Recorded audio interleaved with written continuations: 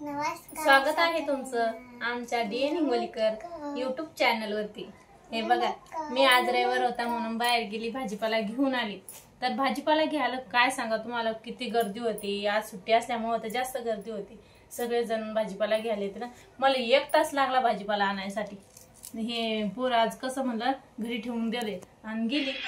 पण पा मी काय काय आणले, हे बटाटे आणले, हे कोथिंबीर आहे, हिरवी मिरची, हे लसण, कांदा, टमाटर, हे दुधी भोपळा,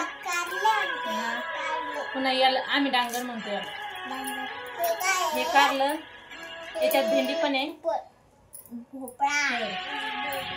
आणि हे गोबी। पा एवढी भाजीपाला आणला।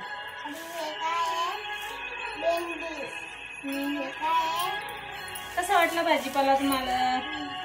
कोथिंबीर कशी वाटली? पाकिटी छान आहे आणि शेतातली असल्यामुळं आत्ताच काढून आणली शेतातून आणि लगेच आणली मी, म्हणून पाकिटी भारी दिसते। आणि त्या 1 दिवस अगोदर काढली का सकाळीच काढली की मग ते सुकून जातात। पण आता पावसाच्या ना शेतकऱ्याच्या भाजीपाल्याचं एवढं नुकसान आहे, काय सांगावं तुम्हाला। तर थोडासा भाजीपाल्याचा थोडासा भाव आला म्हणून माझा जीव एवढा खुश आहे का नाही, कारण शेतकऱ्याच्या मालाला काहीतरी भाव आला मला असं वाटायला लागलं, तर मला जरा आनंद वाटला। कारण हे पा मी सांगते तुम्हाला, हे काय काय आणलं मी, हे थांब नऊ तू शांत बसा। आता मी का भाजीपाल्याला कसा भाव आहे म्हणून सांगते।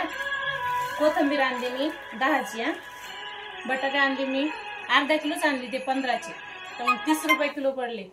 आणि हे लसण आणला 30 रुपयाचा पावशेर, कांदे आणले 25 रुपयाचे किलोवर, मिरची आणली हिरवी मिरची 30 रुपये पावशेर आहे, बरे का नाही। हे डांगर आणलं, याला आम्ही डांगर म्हणतो, तर हे आणलं मी 25 रुपयाचा अर्धा किलो। चला तर भावानो, भाव तर तुम्हाला कळालाच असेल। मी तर भरपूर खुश झाली बाबा, कारण शेतकऱ्याच्या भाजीपाल्याला थोडासा भाव आला पाण्या पावसाचा। धन्यवाद। बोलू ठेव तर तू सांगतो आता ते काय आहे। सांग बा काय काय ते सांग बा तू। तुझ्या गावाचं काय ते? टमाटर। आणि ते दुसरं ढोपळा नाही, भोपळा। त्याला काय म्हणतात? दुधी भोपळा। हा, याला काय म्हणते? गोबी। याला मिरच्या। याला बटाटा। तुला येत नाही का ती तिकडे पाहतो? हा बर चला आता बाय बाय सांगा। धन्यवाद। See you.